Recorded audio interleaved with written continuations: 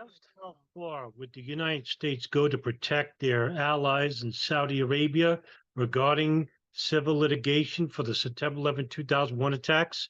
Well, let me take you to an article written by ProPublica in January 2020 when they wrote about the latest Encore, Operation Encore files, right? So here we have, we'll just take part. Washington's efforts to keep secrets about possible Saudi connections to 9/11 have also intensified.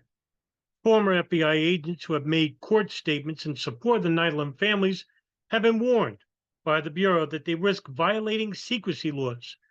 Ken Williams, a retired agent who wrote a prescient memo, which is called the infamous Phoenix Memo, before 9/11 about radical Arab students taking flying lessons in possible preparation for hijackings, said in a sworn declaration for the plaintiffs that an FBI lawyer told him that the Trump administration did not want him to help them because it could imperil good relations with Saudi Arabia, and the FBI declined to comment further. It also went on to say the full story of the FBI's investigation into Saudi links to the 9/11 attacks have remained largely untold. Even the code name of the operation, Operation Encore, has never been published before. This account is based on interviews with more than 50 current and former investigators, intelligence officials, and witnesses in the case. It also draws on some previously secret documents as well as a voluminous public files of bipartisan 9/11 Commission. Now, just to add to this, this is before the Canistrell document came out, right? Operation Encore was basically a follow-up to the FBI's largest investigation in history, which was called Pent Bomb. After that, in 2007, Operation Encore began when Danny Gonzalez, who's a San Diego FBI agent, along with some New York FBI agents, became more in tune about getting to the bottom of Saudi Arabian links with the 9/11 hijackers before 9/11. And what they uncovered was information that wasn't uncovered in the Pent Bomb investigation because the 9/11 Commission, the FBI, the CIA, and later on in a 2015, another commission report stated that there was no Saudi government involvement with the 9/11 hijackers. However, with the latest revelations from the Canistrell files, we found out that it was indeed the CIA and Saudi intelligence that were inside the United States monitoring who? Two 9/11 hijackers that were known Al-Qaeda operatives that had a meeting in Malaysia and meeting with the alleged mastermind of the Cole bombing, which the FBI was investigating. Operation Encore basically talked about the alleged links of the Saudi government involved with the 9/11 hijackers, people like Omar al-Bayoumi, Moussaid al-Jarrah, Fahad al-Tamari, and others. Now, let's talk about that declaration by Ken Williams. I've interviewed Ken Williams, and it was one of my favorite interviews I've ever done. And basically, what he said was he regretted the fact that he didn't initially help with the plaintiffs in their investigation, but he basically did help with Creedle & Creed, a law firm, about what he had learned before 9/11. Now, let's read that sworn statement. So as you can see, we'll read it together. Declaration of Kenneth Williams. I, Kenneth Williams, being duly sworn, declare and state as follows. My full name is Kenneth J. Williams. I am a former supervisory special agent for the Federal Bureau of Investigation, having completed the 4-month law enforcement and investigative training at FBI Academy in Quantico, Virginia in 1990. Prior to this, I was a police officer in San Diego from 1986 to 1990. When I graduated the FBI Academy in 1990, I was assigned to the Phoenix field office where I began work investigating financial crimes. Beginning in 1991, I began working in the counterterrorism group and remained there for the rest of my FBI career until my retirement on May 31st, 2017. I worked as a special agent in counterterrorism on international counterterrorism investigations in Phoenix, Arizona, beginning in 2003. I led Phoenix Squad 23 and had approximately 10 special agents assigned to the squad. in 1999, prior to the September 11, 2001 attacks, I opened an FBI investigation. Let me blow it up a little bit more.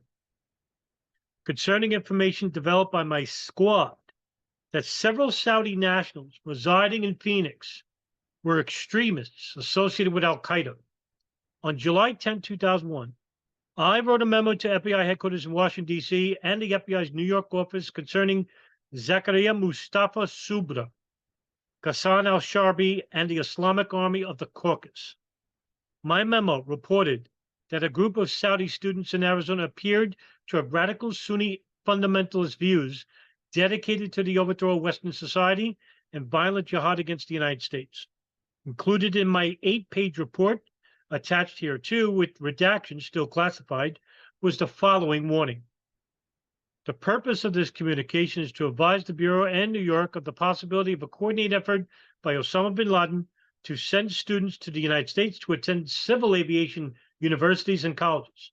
These individuals will be in a position in the future to conduct terror activities against civil aviation targets. Now, let me add more to this. Ken Williams had an informant working with the Islamic community. His name was Henry Allen. He passed away a couple of years ago. But he was a Muslim convert. And he had met with Yasser Arafat, the leader of the PLO, many years prior. So this guy really was an important connection with the Islamic community in Phoenix, Arizona. He was feeding me information about radical fundamentalists that were operating in conjunction with other extremists with ties to Afghanistan and bin Laden, one being Zakaria Mustafa Subra, who had no connection with Al Qaeda, but was an affiliate. Ken Williams, along with another agent, went to Subra's house, and the guy basically was a roaring fundamentalist. In his house, he had pictures of Osama bin Laden and somebody else. I think it's Simon al-Zawahiri or somebody else, or Omar Abdul Rahman, one of them. Ken Williams said, we gotta watch this guy, right? This guy's dangerous, because he was telling them that the United States should be attacked for being allied with Israel and the Palestinian problem that is currently happening. And of course, the first Gulf War was mentioned.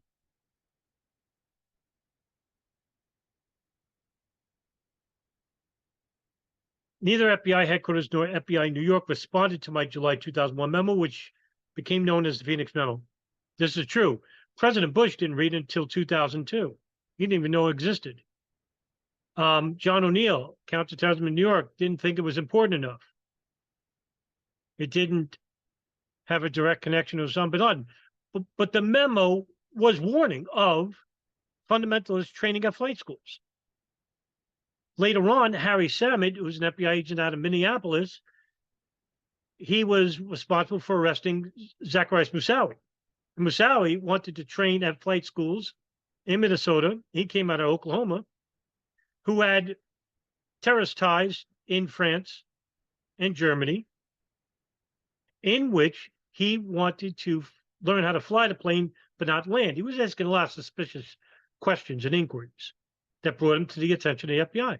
So Williams' memo really was very important, but nobody really took it seriously.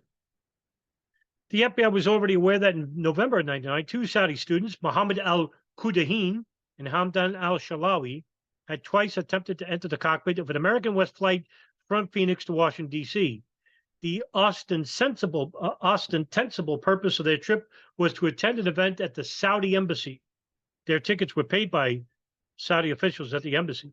Based on our investigation, we concluded that they were conducting a possible dry run for future hijacking. Yes, it was suspected they were doing that because they went to the cockpit twice and thought it was the bathroom. Even after the first time they were told, no, the bathroom's in the back, they still went. They were asking about how to shut off oxygen for the plane and stuff, really asking invasive questions that brought them to the attention of the security services. And later on, the FBI actually interviewed them and they were let go. The two men were temporarily detained by the FBI. The Saudi embassy protested and complained of racial profiling. The investigation was shut down shortly thereafter. I later learned that Subra and Shalawi were friends. Well, thick as thieves, are we? There's a good connection. The Phoenix FBI office later found that Shalawi and Kudahin had been in contact with future 9/11 hijacker Hani Hanjour at a mosque in Tempe, Arizona. There you go.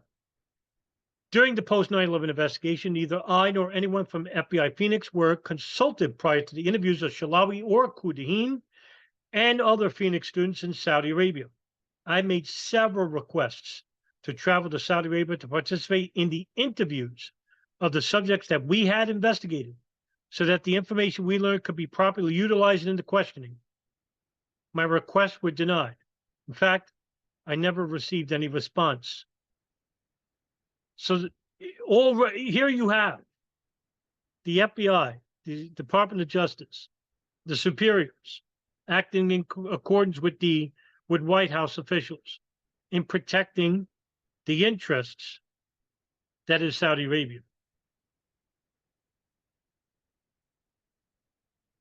Now, whether the White House knew about the extremist problem, probably so, because you have principals meetings, which are meetings of the highest officials involved with the intelligence services and the Department of Defense, talking about the imminent dangers to the United States national security apparatus and their interests. So extremism had to have been at the forefront, especially in 2001. I subsequently learned that the relevant interviews were done by FBI Special Agent Jackie McGuire. No information was shared with me or my squad concerning those interviews. I was pulled off the Al-Qaeda group and reassigned to a group that would investigate unrelated terror groups, Hamas and Hezbollah, at the end of 2002, because Hamas and Hezbollah had nothing to do with 9/11. I retired from the FBI on May 31st, 2017. In October 2017, I was contacted by Andrew Maloney of Kreidler & Kreidler, a member of the plaintiff's executive committee representing thousands of 9/11 victims who filed suit against the Kingdom of Saudi Arabia. Mr. Maloney had redacted copies of my July 2001 memo and other FBI documents related to the America West dry run flight and our investigation of Al-Qaeda terrorists in Arizona.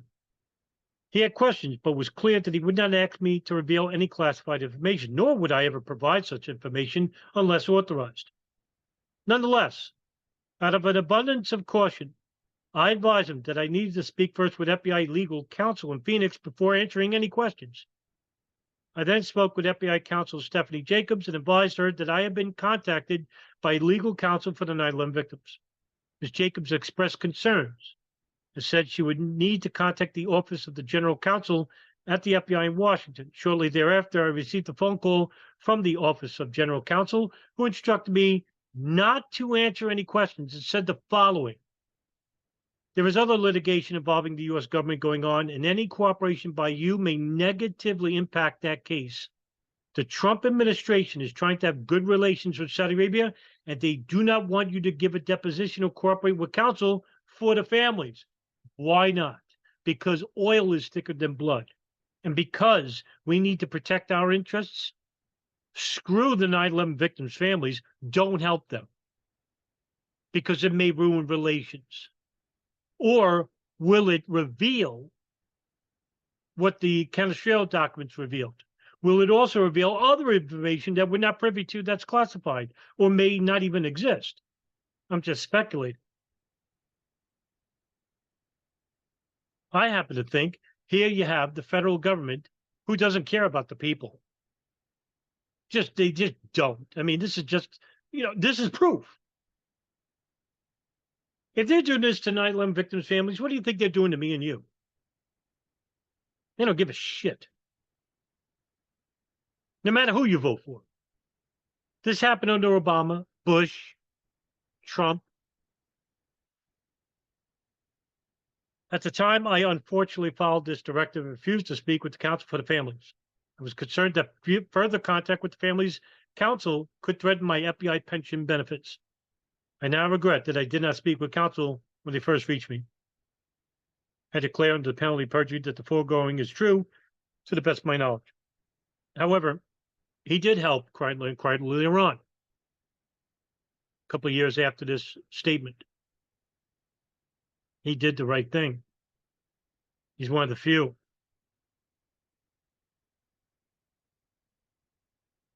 I'm very glad I got to interview him. And, you know, yep, you can say what you want about the FBI superiors afterwards. But when you have people like Ken Williams and Robert Wright Jr. and Mark Corsini, Harry Samet, Colleen Rowley, Doug Miller, Ali Soufan, you know, there's a lot of people that tried their best in sharing pertinent information that if it didn't go unheeded, probably could have stopped part of the 9/11 attacks, or maybe even all of it, not just the FBI. Now imagine if all the intelligence services were working diligently, honestly, 9/11 would never have happened. So we need, as a public, we need to do our duty to inform each other responsibly about the latest revelations involved with the 9/11 attacks. Now, I'm not going to let this story go. I don't care if I sound like a broken record. These revelations for Encore and Canisteo need to be reaching at the highest levels of the government. We got to get to somebody in alt media with a big platform to give attention to this story. The gray zone is not enough, unfortunately. As great as they are, Aaron Mate, Max Blumenthal, thankfully for them, Branko Macetic of Jacobin did a great article on it, and we need more.